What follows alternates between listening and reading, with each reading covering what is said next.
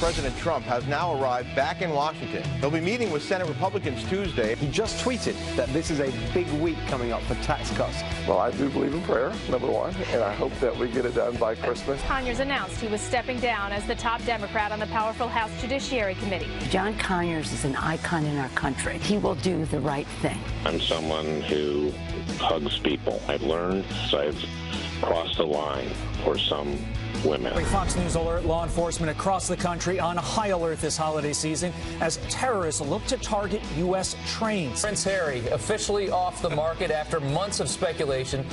The royal family announcing Harry is engaged to the Suits actress and an American, Meghan Markle. Roughly 24 players choosing to sit, kneel, or raise a fist during the national anthem on Sunday. We have a fight on the other side.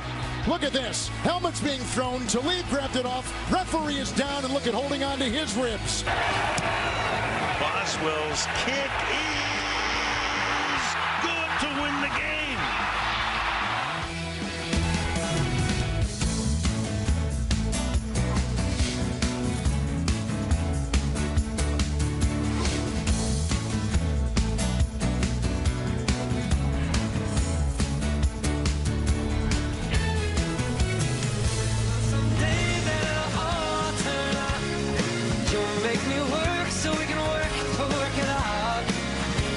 He changed his name for show business. Michael Bublé? Was he Bubble, you think? No, I believe it was Bublé. Do you think it was always been Bublé, or does he just change it? It's not a double B. Actually, So it's B-U-B. There are 2 B's, but in Bubble there are 3 B's. So, Brian, at some point in your life, you thought his name was Michael Bubbles? I'm just saying, I'm not going to fall for that whole, I'm going to go show business, Mom. I'm going to change my name because Bublé rolls off the tongue as opposed to Bubble. Are you eating it? Hold on. Hey, Siri. Is Michael Bublé's real name Michael Bublé? Okay, I found this on the web for his Michael Bublé's real name, Michael Bublé. Take a look. Okay. What does it say?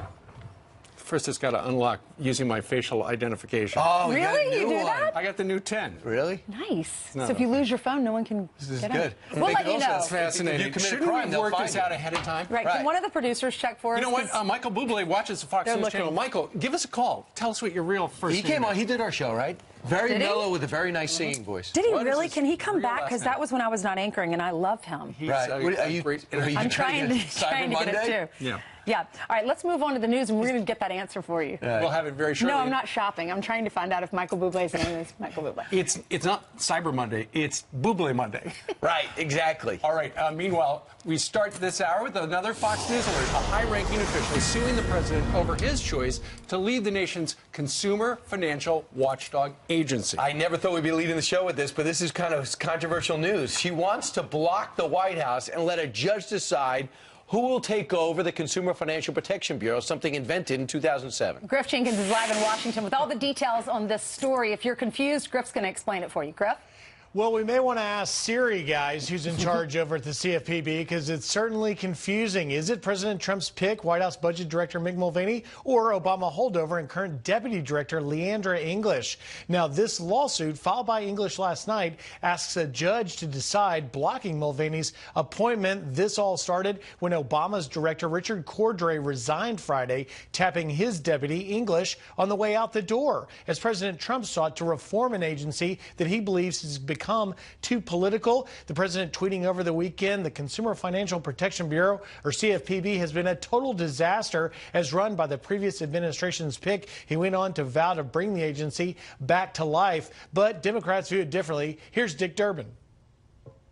It's a watchdog agency. Wall Street hates it like the devil hates holy water, and they're trying to put an end to it with Mr. Mulvaney stepping into Cordray's spot. Now, the CFPB is the brainchild of Elizabeth Warren before she was a senator, and it was enacted under Dodd-Frank in response to the financial collapse. Here's what then Congressman Mick Mulvaney said about it in 2014. The place is just, it's a wonderful example of how a bureaucracy will function if it has no accountability to anybody.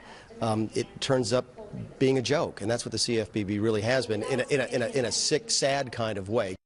Now, English argues in her lawsuit that wording in Dodd-Frank supports her claim, but the administration argues that the Federal Vacancies Reform Act gives the president the authority to name Mulvaney or anyone else he chooses as acting director. Should English actually prevail, it only delays the president from naming a permanent director who would then require Senate confirmation. It's worth noting Obama's director, Cordray, had to be appointed in recess. He could not get confirmation. That's right. All right, Griff, thank you very much. So it all comes down to who gets to pick. You would think the president of the United States would be able to, if he appoints someone to a federal organization, they would get the job. By the way, Michael Bublé, who is Canadian, is of Canadian and Italian extraction, and Bublé is his real name. He's 45 years old, and no, sorry, he is 42, and he makes $45 million a year. Wow, Oh, my goodness. a year? Is he really happy? Yes. Yeah, I think so. Wait, how do you pronounce it? Michael Stephen Bublé. But how do you spell it? Go Bublé. It's Bublé. It's not Boob-lay. Right. So that's how you put the consonants in. Meanwhile, this is going to be a big week because the President of the United States wants the Senate to do what the House did, and that is take up and pass their version of tax reform. And for them to do that, this is going to be a big week because they only have a handful of days left before they're done, have to go on Christmas vacation. They also have to fund the government, which gets unfunded as of December 8th. Yeah, this morning, if you're waking up, Thanksgiving is over. The president's tweeting this. Back in D.C., big week for tax cuts and many other things of great importance to our country. Senate Republicans will hopefully come through for all of us. The tax cut bill is getting better and better. The end result will be great for all. Sure. Well, the president is going to have lunch today with the vice president and members of the Senate Finance Committee, and then tomorrow he's going to meet with the big four leaders of the House and the Congress. One member of the U.S. Senate is Senator Tim Scott, and he says that if tax reform is passed by this Congress, it's going to have a direct impact on not just the middle class, but on lower class. Listen to this. If you don't pay income taxes and we increase your refund by 40%, that is a direct dollar impact. In other words, you'll have more money to use to keep those ends together, those single mothers like mine who are working paycheck to paycheck. What we focused on is making sure that those folks who are struggling to get ahead in life have more of their own money so that they can take care of the needs of their families and perhaps even have a night out. Right. They tried to get Senator Tim Scott to say he had problems with it, but he wouldn't. He also it is pointed out that among the 6 that aren't a yes yet that we know of, Senator Susan Collins, but seems to be working that way. Senator Bob Corker also trying to work towards a yes. Senator Jeff Flake also is in agreement. He says that Congress came up with most of this themselves before President Trump was even elected. Senator Murkowski also getting close to saying yes, I believe. The only person I have not heard about, either way, maybe you guys have, is Senator McCain. What about Rand Paul? Right. Rand you Paul. said 6. Those are 5. Right, Who's the yeah. 6th? Is so it Rand maybe, Paul? wait, 1, 2, 3, 4, 5. You're right. It would be Rand Paul is the other person we have not heard from. So stay tuned. In the meantime, let's talk a little bit about this. With the Christmas holiday season officially underway, it turns out there have been a number of those from Hollywood, Brian was talking about earlier, who've kind of freaked out. First up, let's talk a little bit about Deborah Messing. You know her. She's been an actress for a long time on Will and Grace and things like that. She really reacted to the fact that the New York Times tweeted this out yesterday. Ben Shapiro is a hero to millennial conservatives looking for an alternative to Trump and Trumpism. They had a great profile about Ben Shapiro, who's certainly been in the news, and it turns out she didn't like the fact that the New York Times had published anything about that guy. So she wrote, and why I canceled my subscription to @New York Times. Yeah, so that was it, because they said nice things about Ben Shapiro. Actually, they didn't really say nice things. They just did the facts. Well, that he represents a new generation of Republicans, extremely popular podcast, and extremely, extremely marketable speaker who gets a lot of protests with his appearances. That was it. It wasn't, I love Ben Shapiro. So you can't even do a profile for her. So then, Susan Sarandon, she did not like Hillary Clinton last time around. She was a big Bernie supporter. She said the DNC and the convention were corrupt. And now she has taken to Guardian to try to blow up Hillary Clinton a little more. She said, I did think that she was very, very dangerous. We would still be fracking. We would be at war if she were president. It wouldn't be much smoother. Look what happened under Obama that we didn't notice. Right. So it says Susan Sarandon, who was in Bull Durham. It was very good. Yeah, she said that She said the DNC was completely corrupt. And so she, even though Hillary Clinton is now former candidate, still not a fan of Mrs. Clinton. Right, and that she represents, too, the divide on the Democratic side, because you got to go more to the left to get Susan Sarandon happy. So good luck. Way to the left. Yeah, so if you're a moderate, you're not going to make Susan Sarandon happy. If you're not if you're way to the left, you're going to keep 2/3 of the Democrats from being happy. So good luck, everybody. But who are the moderate Democrats? Maybe Governor Hickenlooper stands out as somebody. Okay. Stands out? He does in Colorado. Right, and he might be running for president. All right, let's hand it over to Jillian, who has some headlines for us. Good morning. And some breaking royal news that we're following this morning, guys. So let's get you caught up, starting with this Fox News alert. Prince Harry is officially off the market. After months of speculation, the royal family announcing Harry is engaged to Suits actress and American Meghan Markle. Prince Harry defining his place in the royal family back in 2013 while serving as an ambulance pilot for the British Army, when he heroically cut an interview short after hearing sirens in the background. It wasn't done in the wrong way, but it was just...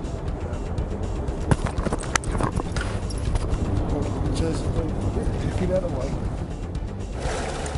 Prince Harry and Meghan have been dating for 17 months. The wedding set to take place in the spring of 2018. 33-year-old Prince Harry is 5th in line for the throne. Congrats. I know, it's great. All right, we do have some more breaking news right now, though. A massive volcano on the brink of erupting. Indonesian officials raising the alert to the highest level, ordering the evacuation of 100,000 people from the popular tourist island of Bali. Rising ash from Mount Ugong shutting down the airport and stranding 60,000 tourists. The volcano last erupted in 1963, killing more than 1,000 people. House Minority Leader Nancy Pelosi coming to John Conyers' defense. The California Democrat even putting Conyers on a pedestal as he stepped down from the House Judiciary Committee over sexual misconduct allegations. We are strengthened by due process. Just because someone is accused, and was it one accusation? Is it two? I think there has to be. John Conyers is an icon in our country. He has done a great deal to protect women. And the congressman who is under investigation by the Ethics Committee is accused of using taxpayer dollars to settle sexual misconduct lawsuits. Meantime, Conyers' Democratic colleague, Senator Al Franken, says he will be back at work this morning and will not resign over the allegations against him. Franken, who is accused of groping several women, calls himself a, quote, champion and ally of women. Take a look at this. Firefighters go above and beyond the call after a man falls off a ladder hanging Christmas lights. As paramedics rushed the Colorado homeowner to the hospital, some firefighters stayed back and finished decorating the house. The man broke his leg and would not have been able to do it himself. Gotta love when you hear stories like that. Isn't that great? You gotta be careful on those big ladders. You do. Boy. But he came home to a decorated house. I know. Very nice. Thanks, That's why Jane. there are businesses now that make a lot of money doing the lights for you. You're right. Right, and they'll stick their sign right in your front yard. That's okay. Okay. All right, a chilling new terror threat targeting our trains. We are live at the busiest rail station in the country with details on that. Great. Next. And cue the music. It's the question that has everyone asking, has it really been 20 years? I'll never let go. I promise. I got news for you, he dies. Why didn't Rose make room for Jack in the Titanic? On the door. Right. Why wasn't he allowed on the boat? We finally have the answer. It's art. By the way, it was a movie. He didn't really exist. Once more, you open the door, and you're here in my heart. All right, we are back with the Fox News Alert now. Law enforcement stepping up security as terrorists target. It looks like terrorists are targeting American trains. That's pretty scary. The TSA is warning about attacks similar to the foiled plot to derail a New York-bound train in 2012. Todd Pyro is live at one of the busiest train stations in the world, Penn Station, here in New York City. Todd? Steve Ainsley and Brian, good morning. Steve, you said it best. This is one of the busiest train stations in the country on a normal day. And you can just imagine, as we approach the Christmas season with so many people coming into the city to see all that New York City has to offer, it's going to grow even more busy. And this latest report comes in after the latest issue of an Al-Qaeda publication that gave instructions for derailing a train, calling our railroads some of our easiest targets. Now, this article prompted the TSA to send a security notice to law enforcement across the nation.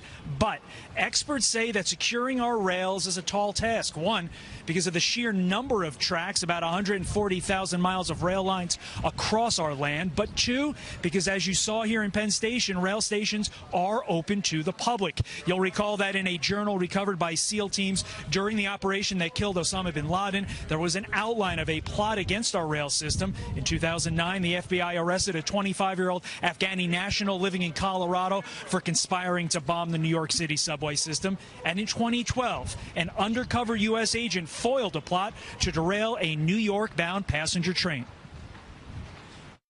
Well, I think there's always room for improvement. I think the most important thing for us to do in the short term is to stay on offense in the Middle East, because the longer we allow groups like ISIS to gain and maintain territory, the longer they grow in the hearts and minds of disaffected young Muslims around the world. So we cannot let off on that pressure. Targeting the rails is nothing new. Terrorists have killed hundreds over the years in Europe. Now the question becomes, can we prevent it here in the U.S.? Steve Ainsley, Brian, back to you. Let's hope so. All right. Todd Pyro down at Penn Station. We thank you very much. In the English language version of the Al-Qaeda magazine, they showed you how to make a homemade derailment tool at your own house to go put on the tracks where there's no security. It could be terrible. I'm on the railroad every single day, and let me tell you something. No one's checking backpacks. Nobody's. You can't. It's not possible. Well, but there's 140,000 miles of track that, for the most part, do you think about it when you get on the train? Never. Just keep it that way then, right? I'm not thinking about it. Thankfully, the experts are worried about it. Meanwhile, straight ahead on this Monday, an unusual sight sparking big security concerns for football fans. What was a drone doing above two stadiums yesterday? We think we know. Okay, and you know the government spent thousands of your taxpayer dollars to study that right there. The shrimp on the treadmill. Why do I think he's kind of cute? But did you know that they paid $30 grand to put on a production of Doggy Hamlet? Senator James Lankford's government waste report coming up next.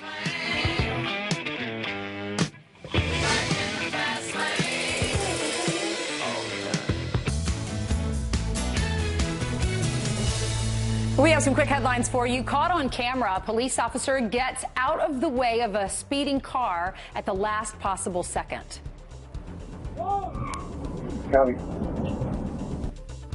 Wow, the officer had to roll out of the way on that New Jersey highway. He was on the side of the road investigating an accident. Thankfully, he was not hurt. And a pickup truck crashes into a gym in broad daylight.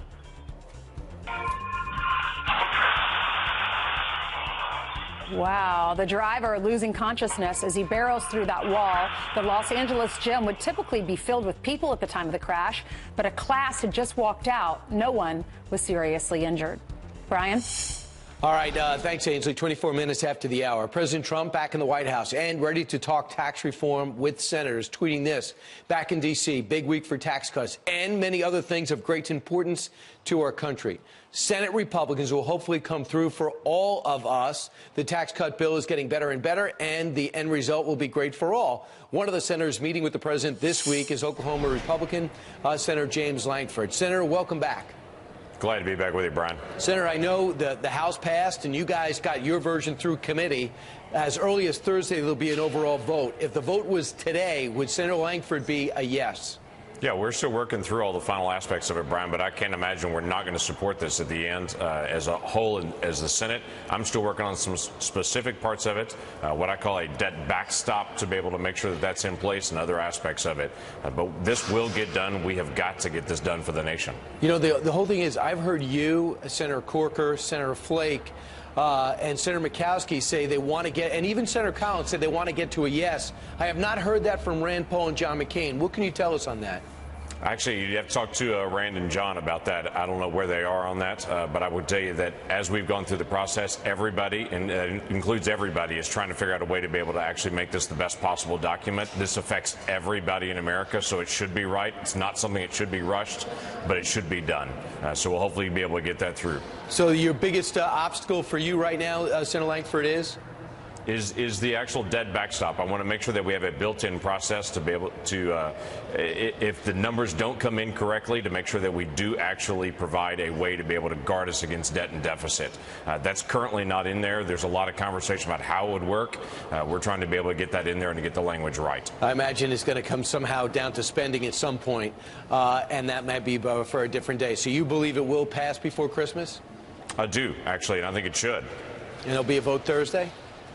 We'll see if there's a vote Thursday. They're trying to work with a parliamentarian right now to be able to work out exact language. That sometimes takes an extra day to be able to work that through. So Thursday, Friday, worst case scenario, pushes over to early next week. But that's not delaying the process. That's just part of the process. All right, let's talk spending now. You know, every year there's an annual government waste list out, and some things that really stood out for you that you're putting out today that you want everyone's attention on, where we could save money. For example, Doggy Hamlet. Can we take a look at this? And how much did it cost us?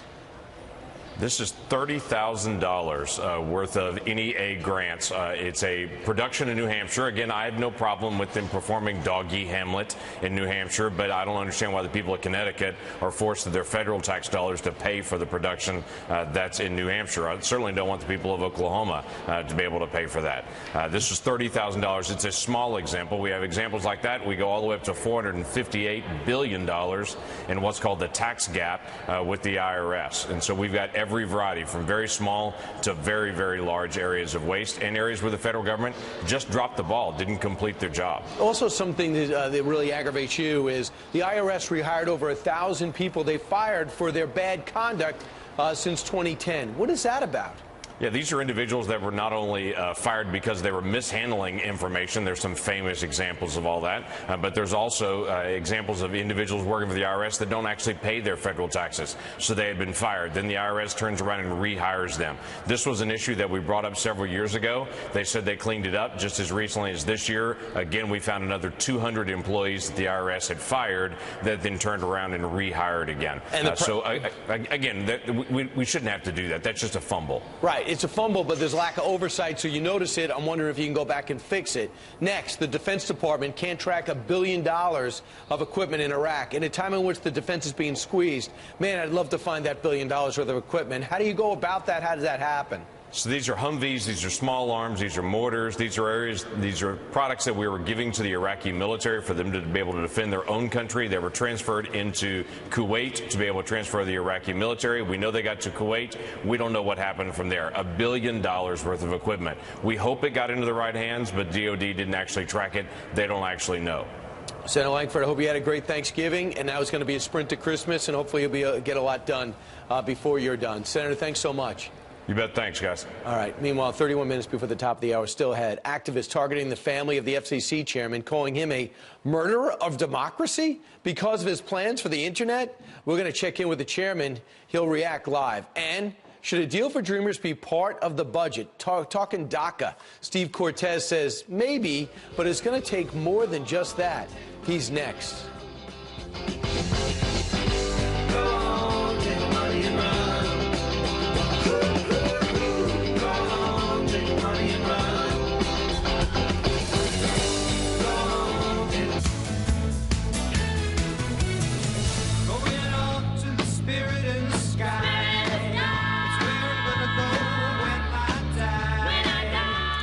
Live from the big town of New York City, it's Fox and Friends for this very busy Monday. And look who's here on the couch. We've got Steve Cortez, Fox News contributor, former Trump Hispanic Advisory Council member, and he's going to be on Outnumbered today. Good morning. Yes, wonderful. Busy day here at Fox. Good to have you on the Kirby yes. couch. Thank you. Republicans have to fund the government by December 8th. The Democrats are saying we'll support your spending bill if you give us DACA. What are your thoughts? Well, you know, Ainsley, here's the thing. I'm actually in favor of extending DACA, and I disagree with some of my colleagues on Team Trump who want DACA rescinded. I want it done the right way, not the way President Obama did it, where he waved his scepter like a king and did it by executive order. It needs to go through the Congress. But I do believe that the DACA people, and the left often calls them children. They're not children now, they're adults. But these adults were brought here as children. And I believe they comprise, because they didn't choose to willfully break our immigration laws, believe they comprise a different group of people that should be treated differently than other illegal immigrants. That said, I don't want it part of the spending bill. I think it needs to be part of a broader immigration bill, and I believe that the president needs and deserves to get something in return. He's shown great compassion at DACA. He should get an end to chain migration, and he should get more resources for the border for building that wall. Well, we didn't get repeal and replace, and we're having trouble getting tax reform. Let's say we get it. What makes you think that he didn't even bring up immigration reform? He brought up welfare reform, and he brought up infrastructure. So to squeeze in a massive immigration reform, Steve, it's not practical. No, and that could be, Brian. And perhaps for that reason, maybe extended another 6 months or something like that. I think the president showed great compassion. Many people within the White House were arguing against even this 6-month extension that he granted. Listen, the Congress has been obstructionist from the get-go. And I'm talking about Republicans, by the way, in the Congress to the president's agenda. So I agree with you. I'm not confident necessarily that they can get this done in time, but regardless, they should. And look, America needs several things. An end to sanctuary cities. We need control of our southern border. The president's already largely done that. God bless him, and he gets no credit for it, that illegal crossings have plunged. That's a great thing, but it has to go to zero. We need the wall. We need an end to sanctuary cities. And, in my opinion, we need to show compassion to these DACA people and allow them status. But one of the things when the president brings up he's going to end welfare, as Bill Clinton knows it, and the other things, that's just a negotiating thing. That's what all this stuff is. Because the Congress is unable to do a lot of stuff. He's just doing stuff by saying, okay, we got to do this, this, and this, and then glom it in together with something else. No, and Steve, I think that's part of the point here, and that's what's so wonderful about having the first entrepreneur ever as president of the United States, a literal builder of buildings, someone who knows how to get projects done. This project being the biggest of his life, of saving the United States, of resurrecting his country and restoring the Constitution and economic growth. Great things are happening. Here's the thing I think that out there in flyover country where I'm from in the Midwest, the economy's humming. Sales were fantastic over the weekend because of Christmas the fact shopping. That he's reducing the number of regulations. Regulation is down. That burden has been relieved largely. I think tax cuts are coming. I hope tax cuts are coming. So great things are happening. You wouldn't know it if you watched mainstream media. You wouldn't know it if you only listened to people on Capitol Hill, including the Republicans. But there is a pulse again in this country. There's an optimism that's palpable, and it's happening. And part of that, by the way, is going to be immigration reform. We have to get control. We love immigration, by the way. We're often painted as being anti-immigrant. Nothing could be further from the truth. I'm the son of an immigrant. So is Donald Trump. A lot of people don't know that. Married to an immigrant. We love legal immigration. It's a fabric of our American society. It's illegal. Illegal immigration, though, is a scourge upon American society, and it has to be controlled. Right, and we don't want the criminals here because look at Kate Steinle. Kate Steinle's jury is deliberating this week. We could find out what they decide in the next few days. A simple reminder of why these sanctuary cities might not be a good thing in your opinion, right? You think that we need to end sanctuary cities. Oh, absolutely. They needed to end yesterday, sanctuary cities. And Kate Steinle, look, Ainsley, sometimes in life, tragedies happen and they're not preventable. This was totally preventable. Her assailant, her murderer, was in San Francisco police custody weeks before he murdered her. But they released him into the public, despite the fact that there was an ICE detainer for federal custody so that he could be deported for the 6th time. Right, but here's the thing. Did he shoot her by accident and shoot her on purpose? That's what they're going to get down to. Right. And listen, I'm not a lawyer. That is a difficult question for the jury to grapple with. Regardless, he took a loaded gun into an incredibly crowded space and he fired it. That was a stolen gun, by the way. Right. So he's guilty of something terrible. Whether it's murder or manslaughter, I'll leave that to the jury, to the lawyers. Point is, he shouldn't have been here in the first place. He should have been in ICE custody and deported. Will the jury, do you know this, will the jury have information on his past? Will they be able to have they been told that he was deported 5 times? It is in the middle of a sanctuary county, so who knows. Meanwhile, let's talk a little bit about this. Yesterday, a lot of people historically watch football, but if you looked at the stands in Week 12, a number of the arenas were, had a lot of empty seats, plus 24 players protested once again Where's this going? You know, Steve, I love the game of football. It's hard for me to exaggerate what a big part it's been of my life. I played football from youth all the way through college football. I've coached it forever. Who's your player? High school football. I played for Georgetown, Georgetown Hoyas, which was a ton of fun. So football's a massive part of my life. I'm a huge fan of the game. For the first Thanksgiving since I was a toddler, I didn't watch 1 minute of pro football. I will not watch this disrespectful NFL. And on top of it, not only are they disrespectful and unpatriotic, on top of it, I wrote an article about this for the Fox News website. We as taxpayers subsidize the NFL to the tune of billions of dollars, mostly via stadium deals, but other ways too, but mostly via stadium construction. So we have to stop subsidizing this disrespectful, unpatriotic league. It's a bad idea anyway, even before they started doing this, because it's welfare to the top 1% of 1%, to the billionaire owners of the league, to the very highly paid players and coaches. So it shouldn't have happened in the first place, but particularly now that they're really putting their finger in our eye as patriotic Americans. You know, but here's the nice thing about it, Steve, I guess, or it's not nice, but the good outcome, if there is one, is that the ratings are going down. So they are suffering in their pocketbook right now for this bad behavior. Yeah, attendance and ratings are down about 10% across the board. Some say it's because of bad games. I have a feeling the ratings are going to be great today on Outnumbered. At noon, you'll be the host along with other ladies. Enjoy it. It's a fun show. Thanks, Steve. Thank you, Stephen. All right, let's hand it over to Jill. You know, has some headlines for us. Good morning. Good She's right morning behind to you, you Steve. guys, to you at home as well. Happy Monday. Let's get you caught up on your headlines of the day. A suspected road rage shooter is now behind bars. 33-year-old Kwanzaa Donald is accused of firing over a dozen rounds from the window of his car while driving on the Florida Turnpike, injuring 2 people. Donald tells police he thought he was shooting at people who followed him from his home state of Texas, and he thought they were trying to kill him. He's charged with attempted murder. Well, drones are sparking brand new security concerns for football stadiums. A man now under arrest accused of flying the aircraft over Levi's Stadium in San Francisco and the Oakland Coliseum. The drone dropping these anti-media leaflets over crowds watching NFL games. An investigation by federal, state, and local law enforcement, including the FBI, is currently underway. All right, 2 decades after the film's release, the director of Titanic is finally revealing why Jack had to die. I'll never let go. I promise. In case you spent all these years wondering, here's the deal. James Cameron telling Vanity Fair that Leonardo DiCaprio's character Jack died simply because that's what was in the script, calling it an artistic choice. Co-star Kate Winslet recently said she believed there was enough room on the wooden plank for Jack to survive, so I guess there are still questions. Guys? Absolutely, and he went on to say, you know, whether Jack was hit in the head by a smokestack or there wasn't enough room on the door, he had to die. I got to be honest with you, I've never spent ever in my life a minute thinking about why. Right. I have news for you. There is no Jack.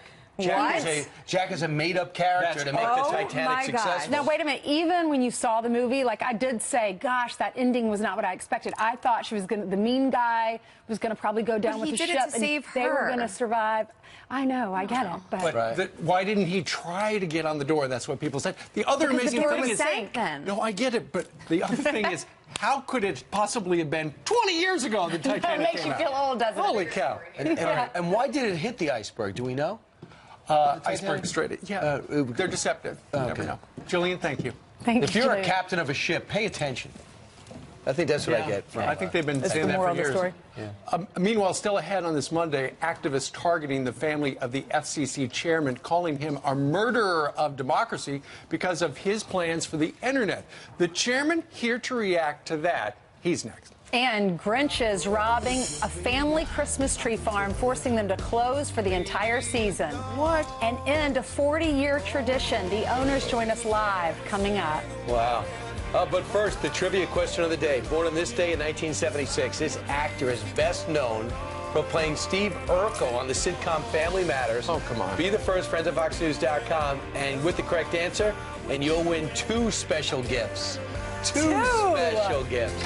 I couldn't love you through the bad days. There's gonna be mistakes, but baby, I'm here to stay. And if you think that